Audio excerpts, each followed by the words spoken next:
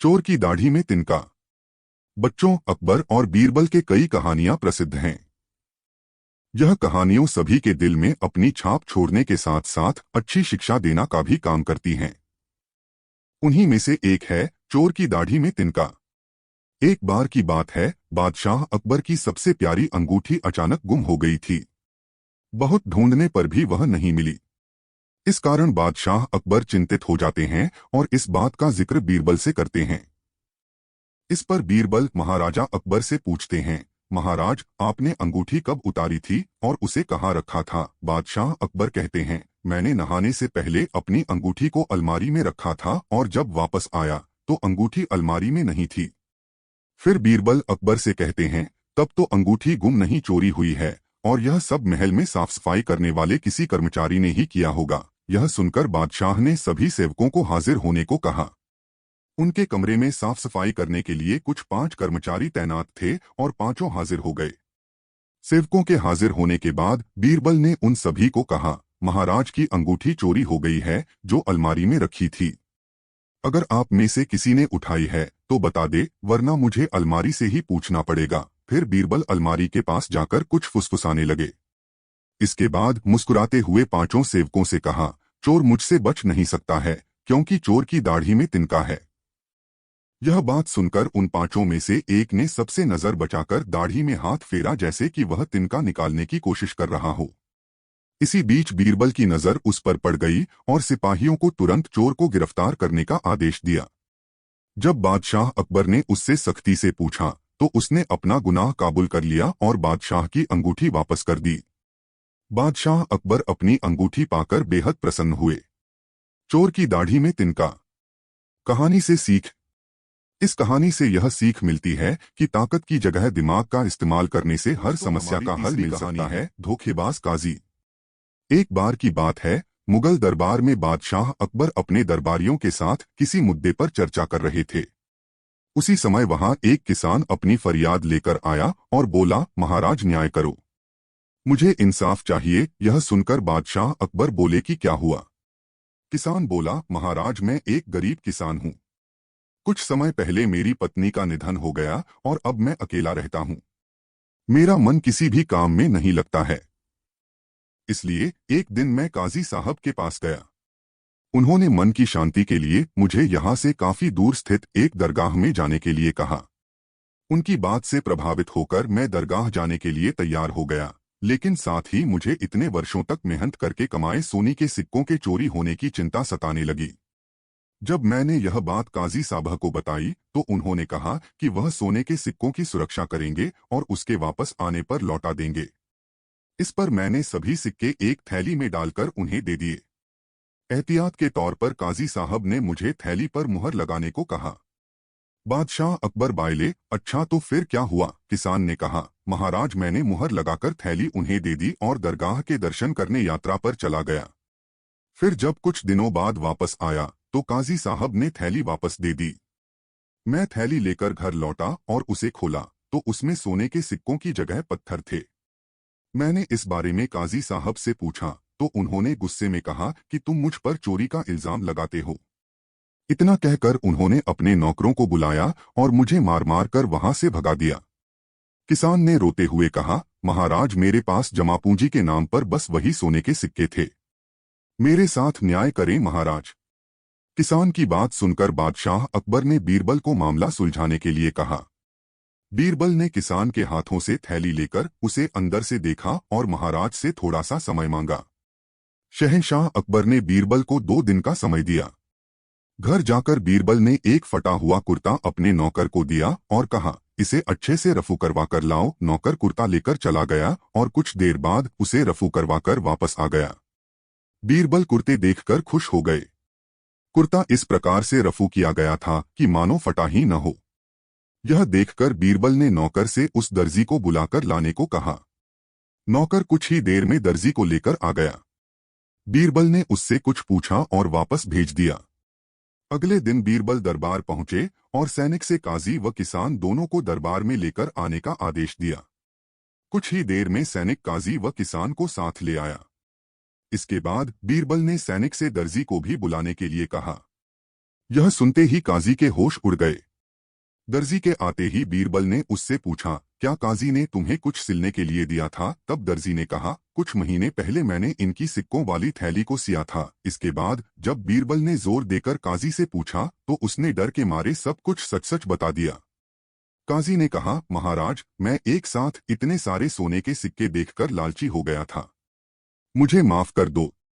बादशाह अकबर ने काजी को आदेश दिया कि वह किसान को उसके सोने के सिक्के लौटाए और साथ ही काजी को 1 वर्ष कारावास की सजा सुनाई।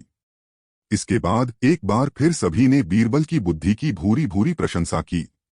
कहानी से सीख, कभी लालच नहीं करना चाहिए और न ही किसी के साथ धोखा करना चाहिए। गलत काम के बदले एक न एक दिन सजा जरूर भुगतनी पड़ती है। एक बार की बात है, रोज की ही तरह बादशाह अकबर दरबार में बैठकर अपनी प्रजा की समस्याएं सुन रहे थे। सभी लोग अपनी अपनी समस्याएं लेकर बादशाह के सामने हाजिर हो रहे थे और तभी राघव व केशव नाम के 2 पड़ोसी अपनी समस्या लेकर दरबार में आए। इन दोनों की समस्या की जड़ था इन दोनों घर के बीच मौजूद फलों से लबालब भरा आम का पेड़। मामला आम के पेड़ के मालिकाना हक को लेकर था।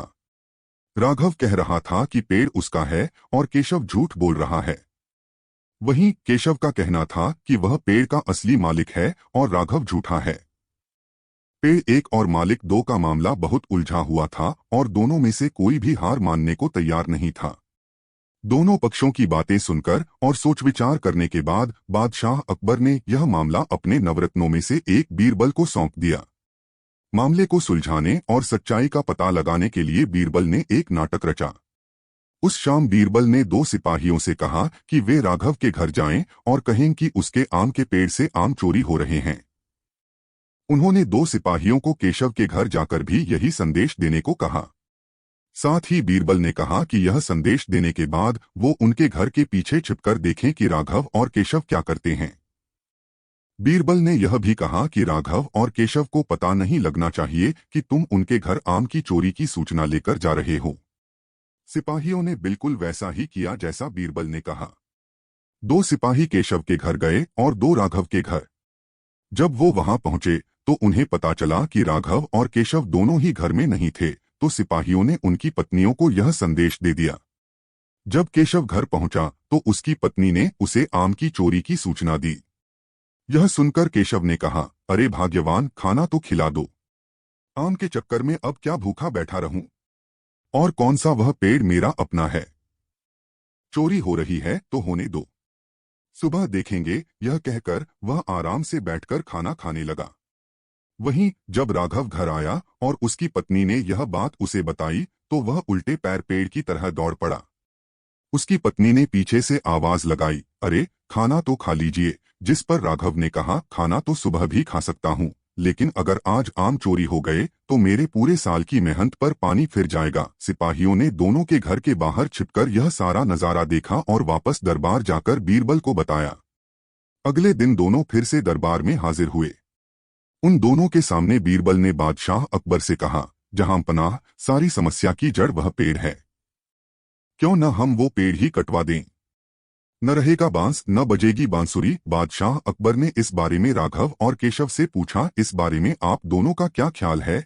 इस पर केशव ने कहा, हुजूर, आपकी हुकूमत है, आप जैसा कहेंगे मैं उसे चुपचाप स्वीकार कर लूंगा। वहीं राघव ने कहा, मालिक, मैंने 7 वर्ष तक उस पेड़ को सींचा है, आप चाहें तो उसे केशव को दे दीजिए, लेकिन कृपा करके उसे कटवाएं न। मैं आपके आगे हाथ जोड़ता हूं। उन दोनों की बात सुनकर बादशाह अकबर ने बीरबल की तरह देखा और कहा, अब आपका क्या कहना है बीरबल? इसके बाद बीरबल ने बादशाह को बीती रात का किस्सा सुनाया और मुस्कुराते हुए कहा, हुजूर, पेड़ 1 और मालिक 2, ऐसा कैसे हो सकता है? कल रात हुई घटना और आज हुई इस बात के बाद यह साबित हो चुका है कि राघव ही पेड़ का असली मालिक है और केशव झूठ बोल रहा है। यह सुनकर बादशाह ने बीरबल को शाबाशी दी। उन्होंने अपने हक के खातिर लड़ने के लिए राघव को बधाई दी और चोरी करने व झूठ बोलने के लिए केशव को जेल में बंद करने का आदेश दिया। कहानी से सीख, एक पेड़ और 2 मालिक। कहानी से हमें यह सीख मिलती है कि परिश्रम किए बिना छल से किसी और की चीज चुराने का अंजाम बुरा होता है। चतुराई और बुद्धि के सही इस्तेमाल के लिए बीरबल के किस्से खूब मशहूर हैं। बादशाह अकबर के ऊपर आई मुसीबतों को बीरबल हमेशा चुटकियों में सुलझा देते थे। सिर्फ असल जिंदगी की परेशानी ही नहीं, बल्कि बादशाह के सपनों की गुत्थियों का जवाब भी बीरबल के पास होता था। ऐसा ही एक किस्सा है बादशाह के अजीब सपने का। आइए आपको सुनाते हैं पूरी कहानी। एक बार की बात है जब बादशाह अकबर गहरी नींद से अचानक उठ गए और फिर रात भर सो नहीं सके। वो बहुत परेशान थे क्योंकि उन्होंने अजीब सा सपना देखा था जिसका मतलब वो समझ नहीं पा रहे थे। उन्होंने देखा कि उनके एक के बाद एक सारे दांत गिरते चले गए और आखिर में सिर्फ एक ही दांत बचा। इस सपने से वह इतने चिंतित हुए कि उन्होंने इसके बारे में सभा में चर्चा करने के बारे में सोचा। अगले दिन सभा में पहुंचते ही अकबर ने अपने विश्वसनीय मंत्रियों को सपना सुनाया और सभी से राय मांगी। सभी ने उन्हें सुझाव दिया कि इस बारे में किसी ज्योतिष से बात करके सपने का मतलब समझना चाहिए। बादशाह को भी यह बात सही लगी। अगले दिन उन्होंने दरबार में विद्वान ज्योतिषों को बुलवाया और अपना सपना सुनाया। इसके बाद सभी ज्योतिषों ने आपस में विचार विमर्श किया। फिर उन्होंने बादशाह से कहा, जहांपनाह, इस सपने का एक ही मतलब निकलता है कि आपके सभी रिश्तेदार आपसे पहले ही मर जाएंगे। ज्योतिषों की यह बात सुनकर अकबर को बहुत गुस्सा आया और उन्होंने सभी ज्योतिषों को दरबार से जाने का आदेश दिया। उन सभी के जाने के बाद बादशाह अकबर ने बीरबल को बुलाया और कहा, बीरबल, तुम्हारे अनुसार हमारे सपने का मतलब क्या होगा? बीरबल ने कहा, हुजूर, मेरे हिसाब से आपके सपने का मतलब यह था कि आपके सभी रिश्तेदारों में से आपकी उम्र सबसे ज्यादा होगी और आप उन सभी से ज्यादा समय तक जीते रहेंगे। इस बात को सुनकर बादशाह अकबर बहुत खुश हो गए। वहां मौजूद सभी मंत्रियों ने सोचा कि बीरबल ने भी ज्योतिषों की ही बात को दोहराया है। इतने में बीरबल ने उन मंत्रियों से कहा कि देखो, बात वही थी, बस कहने का तरीका अलग था। बात को हमेशा सही तरीके से सामने रखा जाना चाहिए। मंत्रियों को इतना कहकर बीरबल सभा से चले गए। कहानी से सीख, किसी भी बात को बोलने का एक सही तरीका होता है। विचलित करने वाली बात को भी सही तरीके से कहा जाए तो उसका बुरा नहीं लगता। इसी वजह से बात को हमेशा सही तरीका और सलीके से रखा जाना चाहिए। कैसे होगा? बादशाह अकबर अक्सर कई समस्याओं पर बीरबल के साथ चर्चा किया करते थे और साथ ही उनकी बुद्धि की परीक्षा भी लिया करते थे। वहीं बीरबल भी हर समस्या का समाधान बड़े ही रोचक तरीके से करते थे। एक बार की बात है, महाराज अकबर और बीरबल दोनों शाही बगीचे में टहल रहे थे।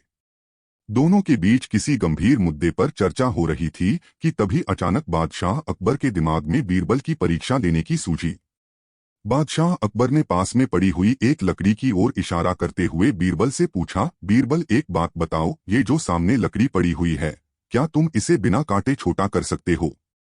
बीरबल बादशाह अकबर के मन की बात समझ गए और वो लकड़ी बादशाह अकबर के हाथ में देते हुए बोले, जी महाराज, मैं इस लकड़ी को छोटा कर सकता हूँ।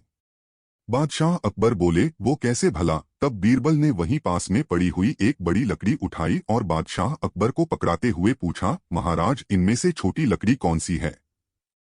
बादशाह अकबर बीरबल की चतुराई समझ गए और छोटी लकड़ी बीरबल के हाथ में देते हुए बोले, वाकई बीरबल, तुमने बिना काटे लकड़ी को छोटा कर दिया। इसके बाद दोनों जोर जोर से हंसने लगे। कहानी से सीख, बच्चों, इस कहानी से यह सीख मिलती है कि परिस्थिति चाहे जैसी भी हो, दिमाग से काम लेकर उससे बाहर निकलने का रास्ता खोजा जा सकता है। सर्दियों का मौसम था। बादशाह अकबर अपने बागीचे में बीरबल व एक अन्य मंत्री के साथ टहल रहे थे। टहलते हुए बादशाह अकबर ने अपने मंत्री से कहा, इस साल कुछ ज्यादा ही ठंड पड़ रही है।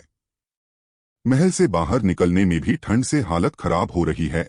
मंत्री ने बादशाह की बात का जवाब देते हुए कहा, जी हुजूर, बिल्कुल सही फरमाया आपने। इस साल तो इतनी ठंड पड़ रही है कि जनता ने घर से बाहर निकलना बहुत कम कर दिया है। टहलते टहलते बादशाह अकबर बगीचे में बने तालाब के किनारे जा पहुंचे। जैसे ही उन्होंने अपना हाथ पानी में डाला, उन्हें एहसास हुआ कि पानी बर्फ जैसा ठंडा है। पानी से हाथ बाहर निकालते हुए अकबर ने कहा, सही कह रहे हैं, इतनी ठंड में कौन घर से बाहर निकलेगा? बीरबल को चुपचाप देखकर बादशाह ने बीरबल से पूछा, इस बारे में आपका क्या ख्याल है? बीरबल ने सिर झुकाते हुए कहा, माफी चाहता हूं हुजूर, इस बारे में मेरा ख्याल थोड़ा अगल है। मैं आप दोनों की बात से सहमत नहीं हूं। अकबर ने आश्चर्यचकित होकर बीरबल से पूछा, अच्छा, तो हमें भी बताइए, क्या ख्याल है आपका? बीरबल ने कहा, हुजूर, मेरा मानना है कि एक गरीब व्यक्ति के लिए पैसा सबसे ज्यादा जरूरी है। उसे इस बात से कोई फर्क नहीं पड़ता कि मौसम कितना ठंडा है या गर्म। अकबर ने हैरान होकर बीरबल से कहा, तो आप यह कह रहे हैं कि इस कड़ाके की सर्दी में भी एक गरीब आदमी कोई भी ऐसा काम करने को तैयार हो जाएगा जिससे उसे पैसा मिल सके? बीरबल ने कहा, जी हुजूर, मैं यही कह रहा हूँ। बादशाह अकबर ने बीरबल को चुनौती देते हुए कहा, तो ठीक है, अगर आपने बर्फ जैसे पानी से भरे इस तालाब में किसी को रात भर खड़ा रखकर इस बात को प्रमाणित कर दिया तो हम आपके लाए हुए गरीब व्यक्ति को 20 सोने के सिक्के इनाम में देंगे। बादशाह की बात से सहमति जताते हुए बीरबल ने अगले दिन एक गरीब व्यक्ति को पेश करने का वादा किया। अगले दिन सभा में बादशाह अकबर ने बीरबल ने पूछा कि क्या वो किसी को लाए हैं जो तालाब में खड़ा रहकर पूरी रात बिता सके। इस पर बीरबल ने गंगाधर नामक एक गरीब व्यक्ति को दरबार में मौजूद किया और कहा कि यह 20 सोने के सिक्कों के लिए तालाब में पूरी रात बिताने को तैयार है। बादशाह अकबर ने सभा समाप्त करते हुए कहा कि ठीक है, 2 सिपाही इस व्यक्ति की रात भर निगरानी करेंगे। अगले दिन फिर से दरबार लगा और बादशाह ने बीरबल से गंगाधर के बारे में पूछा। बीरबल, कहाँ है आपका मित्र? कितनी देर टिक पाया वो उस बर्फीले पानी में? बीरबल ने कहा, महाराज, वो यहीं है। मैं उसे दरबार में पेश करने की इजाजत चाहता हूँ। बादशाह की इजाजत मिलते ही बीरबल ने गंगाधर को दरबार में बुलाया। बादशाह अकबर ने गंगाधर को शाबाशी देते हुए कहा, हमें इस बात पर यकीन नहीं हो रहा है कि तुम पूरी रात उस बर्फ जैसे पानी में रहे और आज हमारे सामने सही सलामत खड़े हो। यह तुमने कैसे किया? पूरी सभा को बताओ। गंगाधर ने कहा, महाराज, शुरुआत में तो यह बहुत मुश्किल था, लेकिन कुछ समय बाद मुझे महल की एक खिड़की पर एक दिया जलता नजर आया। उस दिए को देखते हुए मैंने सारी रात बिता दी। बादशाह अकबर ने चौंक कर कहा, यह तो धोखा है। तुमने हमारे महल के जलते दिए की गर्मी से सारी रात बिता ली। फरेबी! तुम्हारे इस धोखे के लिए हम तुम्हें सजा नहीं दे रहे हैं, लेकिन तुम अब इस इनाम के हकदार भी नहीं हो। यह कहते हुए अकबर ने अपने सिपाहियों से गंगाधर को महल से बाहर ले जाने को कह दिया और सभा समाप्त करके अपने कमरे में चले गए। अगले दिन रोज की तरह सभा लगी। जब बादशाह अकबर सभा में आए तो उन्होंने देखा कि सभी दरबारी अपनी अपनी जगह पर मौजूद थे, सिवाय बीरबल के। बादशाह ने एक सिपाही से पूछा कि बीरबल कहाँ है, तो उसने बताया कि वो आज महल नहीं आए हैं। बादशाह ने सिपाही से कहा कि वो तुरंत बीरबल के घर जाएं और उन्हें लेकर आए। कुछ समय बाद सिपाही अकेले ही दरबार में लौट आया। बादशाह के पूछने पर सिपाही ने बताया, बीरबल अपने घर में खाना पका रहे हैं और उन्होंने कहा है कि खाना पूरी तरह पक जाने के बाद ही वो दरबार आएंगे। सिपाही की यह बात सुनकर बादशाह सोच में पड़ गए, क्योंकि आज से पहले कभी भी बीरबल ने महल आने में देर नहीं की थी। अकबर को कुछ संदेह हुआ और उन्होंने बीरबल के घर जाने का निर्णय लिया। जब बादशाह अकबर बीरबल के घर पहुंचे तो उन्होंने देखा कि बीरबल ने एक ऊंची खूंटी पर एक हांडी टांग रखी है और उसके नीचे जमीन पर लकड़ियां जला रखी हैं। बादशाह आश्चर्यचकित हो गए और बीरबल से पूछा कि वह क्या कर रहे हैं। इस पर बीरबल ने जवाब दिया कि वह अपने भोजन के लिए खिचड़ी पका रहे हैं। बादशाह अकबर ने कहा, क्या तुम पागल हो गए हो? यह खिचड़ी कैसे पक सकती है? तुमने हांडी को इतने ऊपर टांग रखा है और आग नीचे जल रही है। ऐसे में खिचड़ी पकने के लिए हांडी तक गर्मी कैसे पहुंचेगी?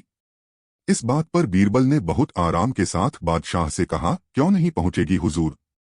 जब महल की खिड़की पर रखे एक दिए से गंगाधर को गर्मी मिल सकती है तो मेरी खिचड़ी की हांडी तो फिर भी आग के बहुत नजदीक है।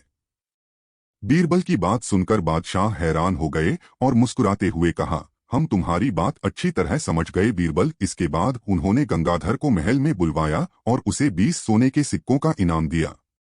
बीरबल की चतुराई के लिए उन्होंने बीरबल को भी इनाम दिया। कहानी से सीख। बच्चों, बीरबल की खिचड़ी की कहानी से हमें यह सीख मिलती है कि दूसरों की सफलता के पीछे किए गए परिश्रम को जाने बगैर उनके बारे में राय नहीं बनानी है। मोम का शेर। सालों पहले की बात है जब राजा एक दूसरे को पैगाम के साथ ही कुछ पहेलियां भी भेजा करते थे। ऐसे ही किसी एक राजा का दूत सर्दियों के मौसम में एक दिन मुगल साम्राज्य के बादशाह अकबर के दरबार में पहुंचा। वह अपने साथ पहेली के रूप में पिंजरे में कैद एक निकली शेर लेकर गया था।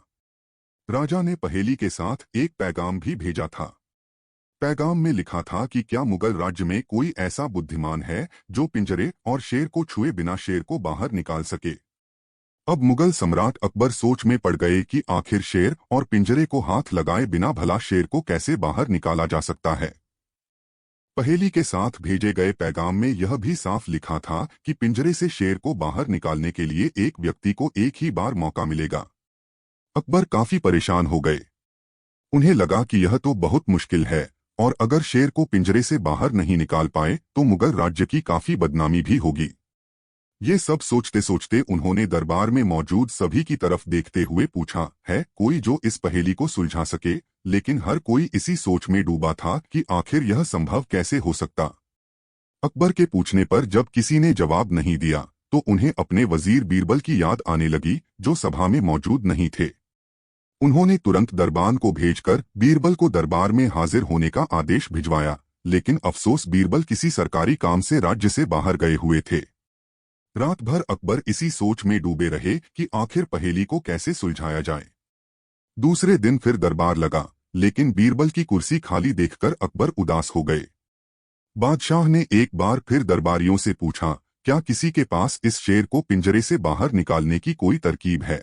इतने में एक दरबान अकबर के सामने आया और उसने शेर को पिंजरे से निकालने की कोशिश की, लेकिन वो नाकामयाब रहा। दूसरे दरबान ने पहेली को सुलझाने के लिए एक जादूगर को बुलवाया, लेकिन वो भी विफल रहा।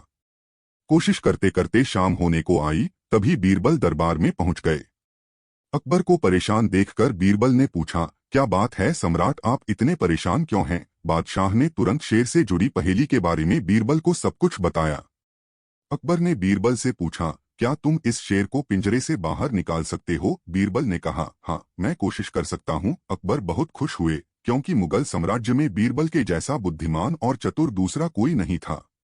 शेर को पिंजरे से बाहर निकालने के लिए बीरबल ने अकबर से कहा कि उन्हें 2 सुलगती हुई लोहे की छड़ व सरिये की आवश्यकता है। शहंशाह ने तुरंत इसकी व्यवस्था करने को कहा। जैसे ही बीरबल को लोहे की छड़ मिली तो उन्होंने पिंजरे को छुए बिना छड़ को अंदर पहुंचाकर उसे नकली शेर पर रख दिया। शेर लोहे की गर्म छड़ के स्पर्श में आते ही पिघलने लग गया, क्योंकि वो मोम का शेर था। देखते ही देखते पूरा शेर मोम के रूप में पिंजरे से बाहर निकल गया। बीरबल की इस अक्लमंदी पर अकबर बहुत प्रसन्न हुए। उन्होंने बीरबल से पूछा, अरे आखिर तुम्हें पता कैसे चला कि यह पिंजरे के अंदर मोम का शेर कैद है। बीरबल ने बड़ी ही नम्रता से जवाब दिया, हजूर बस शेर को गौर से देखने की जरूरत थी। मैंने जब पहेली के बारे में जानने के बाद उसे गौर से देखा तो लगा कि यह मोम का शेर हो सकता है। साथ ही राजा ने यह भी नहीं बताया था कि शेर को कैसे बाहर निकालना है, तो मैंने उसे पिघलाकर बाहर निकाल दिया। इधर दरबार में बीरबल की जय जयकार होने लगी। उधर पहेली लेकर अकबर के दरबार पहुंचा राजदूत अपने राज्य वापस लौट गया और बीरबल के इस कारनामे के बारे में राजा को बताया। कहा जाता है कि उस दिन के बाद से राजा ने ऐसी पहेली भेजना छोड़ दिया था। कहानी से सीख, अक्लमंदी से सब कुछ संभव है। हर जगह बल नहीं बल्कि बुद्धि का प्रयोग किया जाना चाहिए।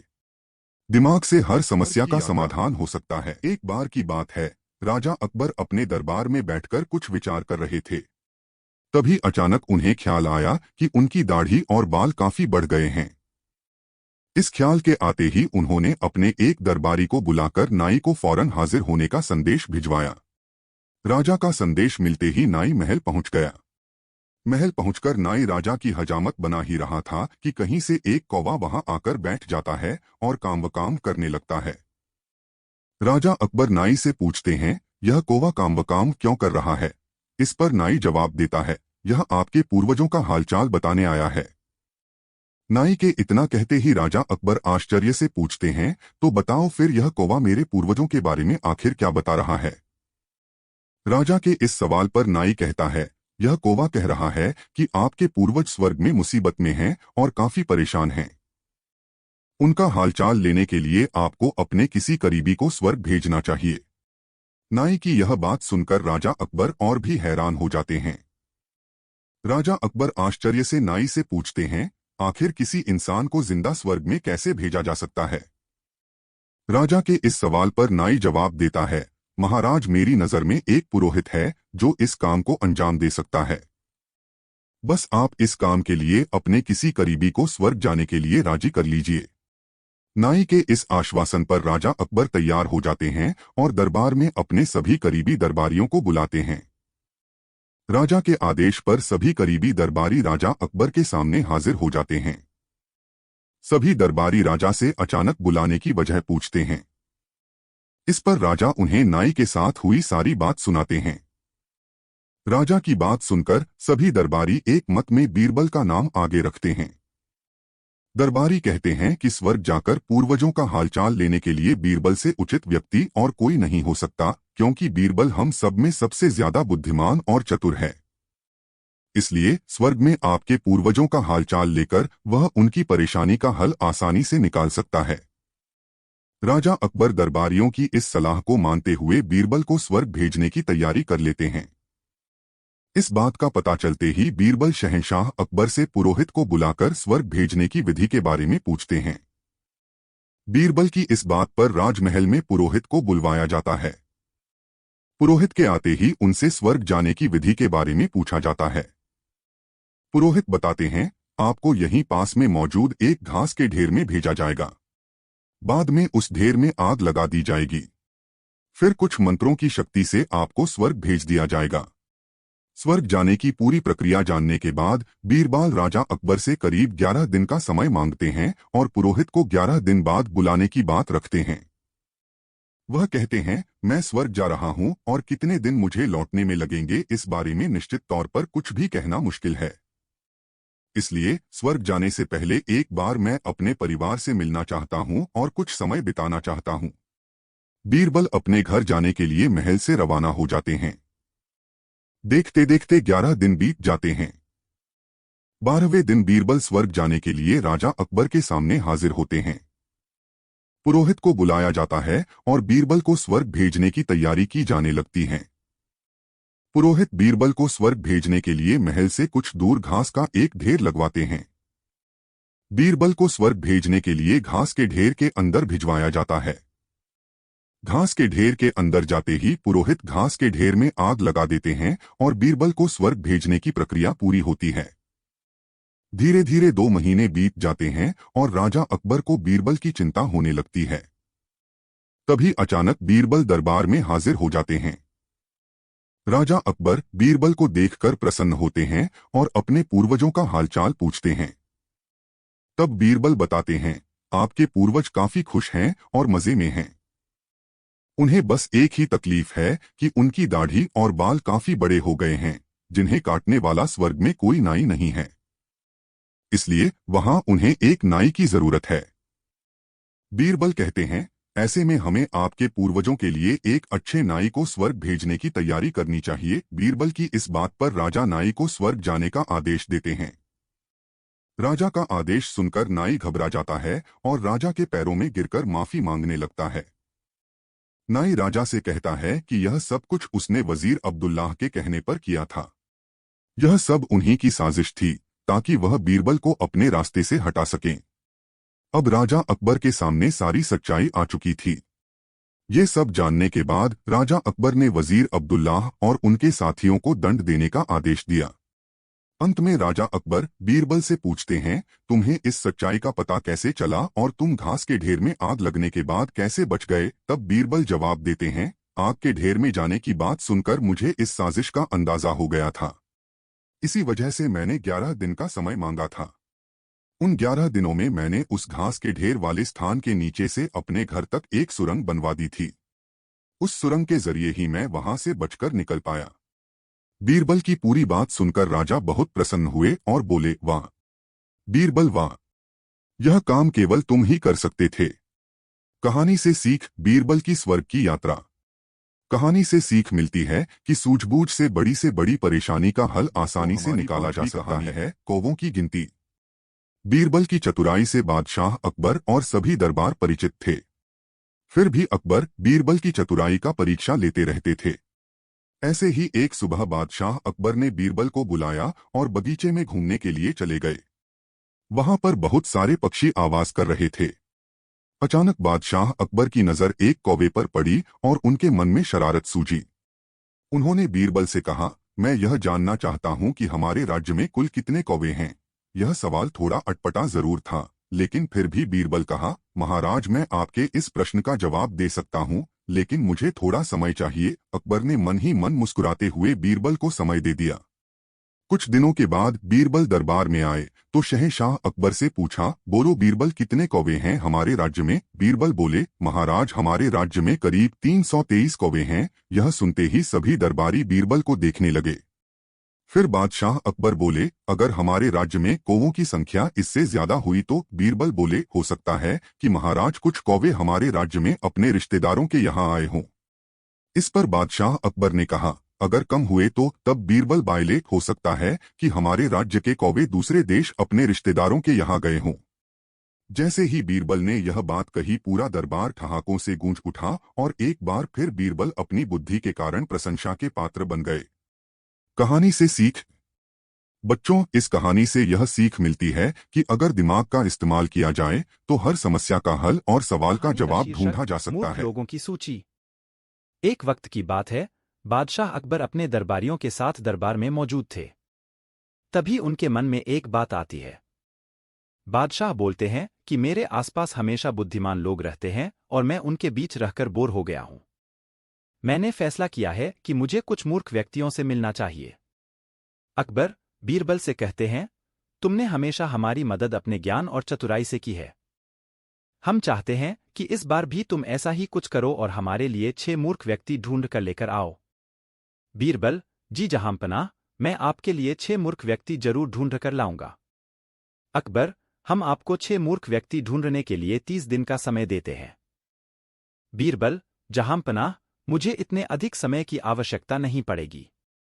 अकबर, ठीक है, अगर तुम उससे पहले ही मूर्ख व्यक्ति ले आ सकते हो तो यह अच्छी बात है।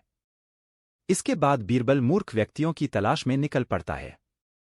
बीरबल रास्ते में पूरा समय इसी सोच में था कि उसे वो मूर्ख लोग कहाँ मिलेंगे।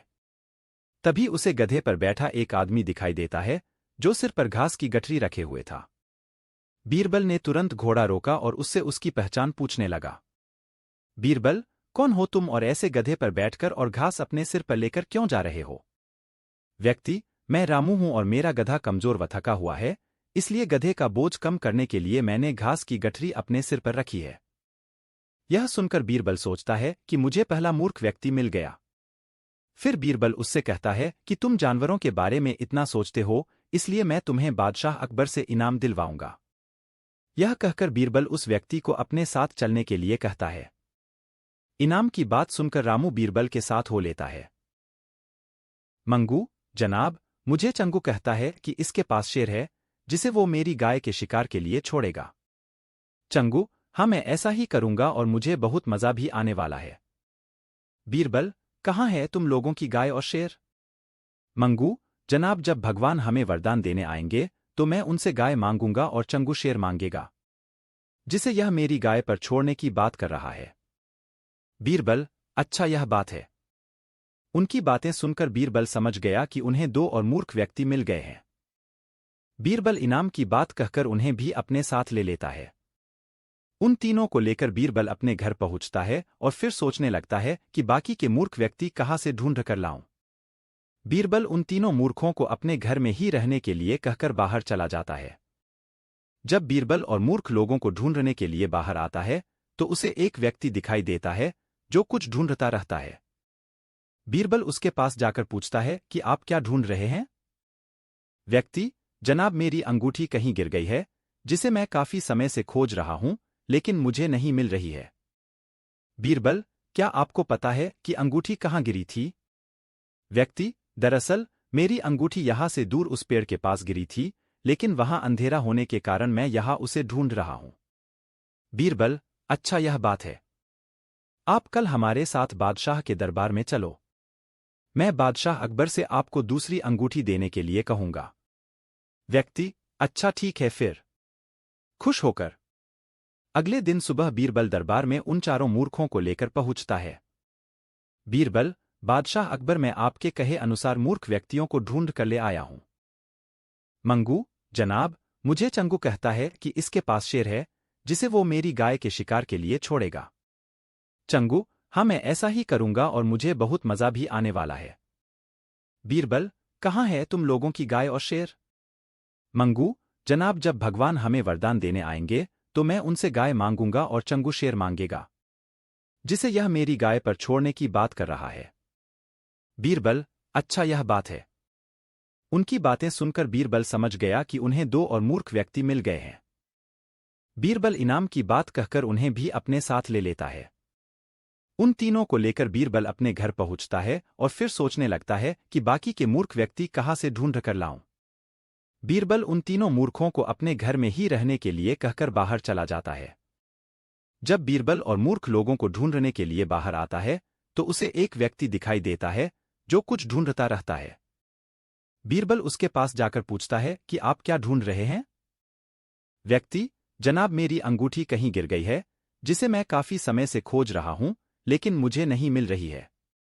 बीरबल, क्या आपको पता है कि अंगूठी कहाँ गिरी थी? व्यक्ति, दरअसल मेरी अंगूठी यहां से दूर उस पेड़ के पास गिरी थी, लेकिन वहां अंधेरा होने के कारण मैं यहां उसे ढूंढ रहा हूं। बीरबल, अच्छा, यह बात है। आप कल हमारे साथ बादशाह के दरबार में चलो। मैं बादशाह अकबर से आपको दूसरी अंगूठी देने के लिए कहूंगा। व्यक्ति, अच्छा, ठीक है फिर। खुश होकर अगले दिन सुबह बीरबल दरबार में उन चारों मूर्खों को लेकर पहुंचता है। बीरबल, बादशाह अकबर, मैं आपके कहे अनुसार मूर्ख व्यक्तियों को ढूंढ कर ले आया हूं। अकबर, बीरबल, तुमने तो एक ही दिन में मूर्ख व्यक्ति ढूंढ लिए, क्या हमारे राज्य में मूर्खों की संख्या अधिक है और तुम यकीन के साथ कैसे कह सकते हो कि ये व्यक्ति मूर्ख हैं? बीरबल ने बादशाह से सारी बातें बताई। फिर अकबर कहते हैं कि ये तो केवल 4 ही लोग हैं, बाकी के 2 मूर्ख कहाँ हैं? बीरबल, जहांपनाह, यहाँ पर 6 मूर्ख व्यक्ति सारा हैं। जग बेईमान। बादशाह अकबर और बीरबल हमेशा की ही तरह एक दिन बैठकर अपनी प्रजा के बारे में बात कर रहे थे। बातों ही बातों में बादशाह ने कहा कि बीरबल, तुम्हें पता है हमारी प्रजा बेहद ईमानदार है। इसका जवाब बीरबल ने ये कहते हुए दिया कि बादशाह सलामत, किसी भी राज्य में लोग पूरी तरह से ईमानदार नहीं होते हैं। सारा जग ही बेईमान है। बादशाह को बीरबल की यह बात पसंद नहीं आई। उन्होंने पूछा, बीरबल, तुम ये कैसी बात कर रहे हो? बीरबल ने उत्तर दिया कि मैं एकदम सत्य कह रहा हूँ। आप चाहो तो मैं अपनी बात अभी साबित कर सकता हूँ। इतना आत्मविश्वास देखकर बादशाह बोले, ठीक है, जाओ तुम अपनी बात को सच साबित करके दिखाओ। बादशाह अकबर से इजाजत मिलते ही बीरबल पूरी प्रजा की बेईमानी बाहर लाने के लिए तरकीब सोचने लगे। उनके मन में हुआ कि लोग खुलकर बेईमानी नहीं करते हैं, इसलिए कुछ अलग करना होगा। यह सोचते ही उन्होंने पूरे राज्य में यह ऐलान कर दिया कि बादशाह एक बड़ा सा भोज करना चाह रहे हैं। उसके लिए वो चाहते हैं कि पूरी जनता अपना योगदान दे। बस आप लोगों को ज्यादा कुछ नहीं, 1 लोटा दूध पतीले में डालना होगा। इतना ही प्रजा की तरफ से काफी है। इस बात का ऐलान करवाने के बाद जगह पर 1-2 बड़े पतीले रखवा दिए गए। इतना बड़ा पतीला और राज्य की जनसंख्या को ध्यान में रखते हुए उसमें लोगों ने शुद्ध दूध डालने के बजाय पानी मिला हुआ दूध डाला। किसी ने तो सिर्फ पानी ही डाल दिया।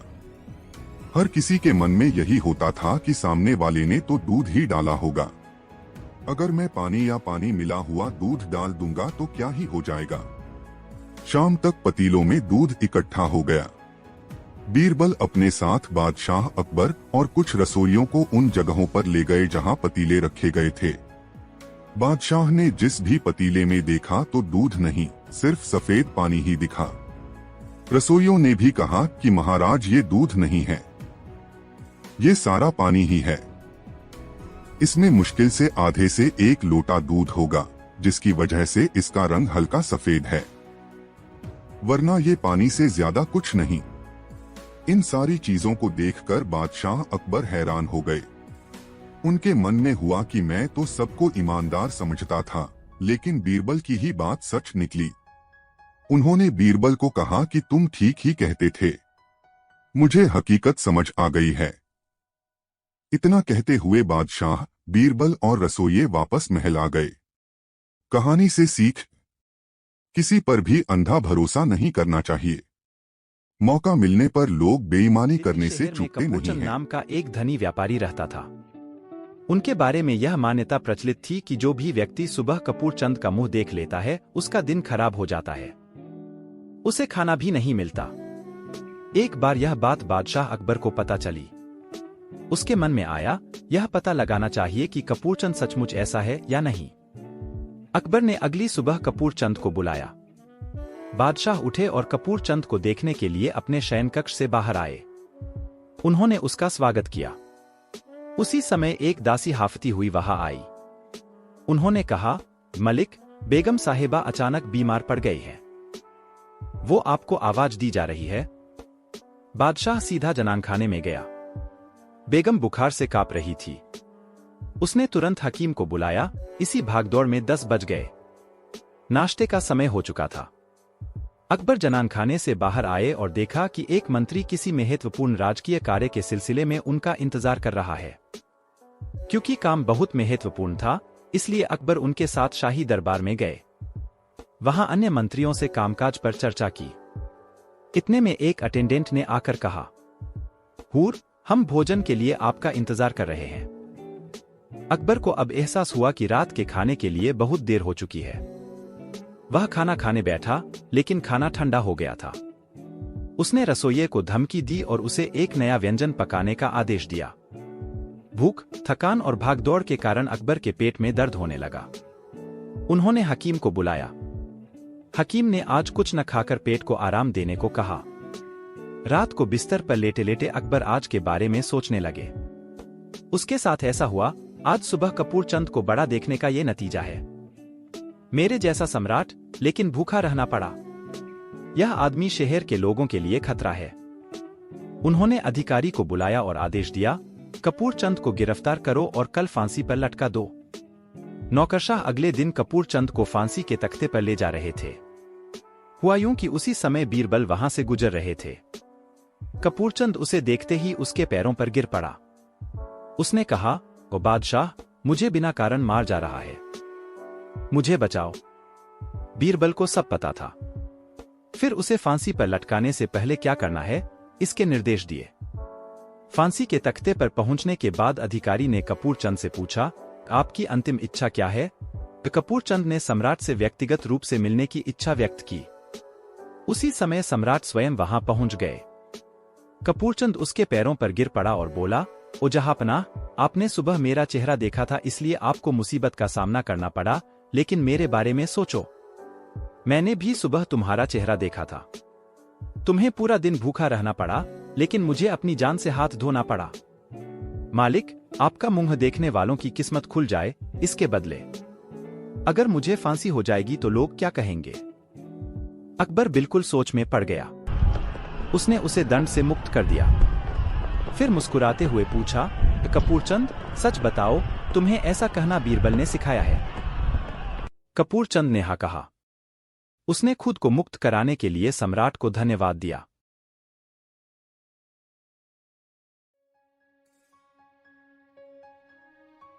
एक बार की बात है, राजा अकबर व बीरबल दरबार में बैठे कुछ अहम मामलों पर चर्चा कर रहे थे। तभी बीरबल ने अकबर से कहा, मुझे लगता है कि ज्यादातर पुरुष जोरू के गुलाम होते हैं और अपनी पत्नियों से डर कर रहते हैं। बीरबल की यह बात राजा को बिल्कुल भी पसंद न आई। उन्होंने इस बात का विरोध किया। इस पर बीरबल भी अपनी बात मनवाने पर अड्डी डट गए। उन्होंने राजा से कहा कि वे अपनी बात को सिद्ध कर सकते हैं, मगर इसके लिए राजा को प्रजा के बीच एक आदेश जारी करवाना होगा। वह आदेश यह था कि जिस पुरुष के अपनी पत्नी से डरने की बात सामने आएगी, उसे दरबार में एक मुर्गी जमा करानी होगी। राजा बीरबल की इस बात पर तैयार हो गए। अगले ही दिन प्रजा के बीच आदेश कराया गया कि अगर यह बात सिद्ध हो जाती है कि कोई पुरुष अपनी पत्नी से डरता है, तो उसे दरबार में आकर बीरबल के पास एक मुर्गी जमा करवानी होगी। फिर क्या था, देखते ही देखते बीरबल के पास ढेरों मुर्गियां इकट्ठा हो गईं और सैकड़ों मुर्गियां महल के बगीचे में घूमने लगीं। अब बीरबल राजा के पास पहुंचे और बोले, महाराज, महल में इतनी मुर्गियां इकट्ठा हो गई हैं कि आप एक मुर्गी खाना खोल सकते हैं, इसलिए अब आप इस आदेश को वापस ले सकते हैं। मगर महाराज ने इस बात को गंभीरता से नहीं लिया और महल में मुर्गियों की संख्या धीरे धीरे और भी ज्यादा बढ़ने लगी। इतनी अधिक मुर्गियां महल में जमा हो जाने के बाद भी जब राजा अकबर बीरबल की बात से सहमत नहीं हुए तो बीरबल ने अपनी बात सिद्ध करने के लिए एक नया उपाय निकाला। एक दिन बीरबल राजा के पास गए और बोले, महाराज, मैंने सुना है कि पढ़होस के राज्य में एक बहुत ही खूबसूरत राजकुमारी रहती है। अगर आप चाहें तो क्या मैं आपका रिश्ता वहां पक्का कराऊं? ये सुनते ही राजा चौंक उठे और बोले, बीरबल, तुम ये कैसी बातें कर रहे हो? महल में पहले से ही 2 महारानियां मौजूद हैं। अगर उन्हें इस बात की भनक भी लगी तो मेरी खैर नहीं होगी। ये सुनकर बीरबल ने तपाक से जवाब दिया, चलिए महाराज, फिर तो आप भी मेरे पास 2 मुर्गियां जमा करा ही दीजिए। राजा बीरबल का ऐसा जवाब सुनकर शर्मा गए और उन्होंने अपना आदेश उसी वक्त वापस ले लिया। कहानी से सीख। अकबर बीरबल की इस कहानी से हमें यह शिक्षा मिलती है कि बातों की चतुराई से हम किसी भी बात को मनवा सकते हैं। ज़रूरत है तो बस बीरबल की तरह चतुराई से अपना पक्ष रखने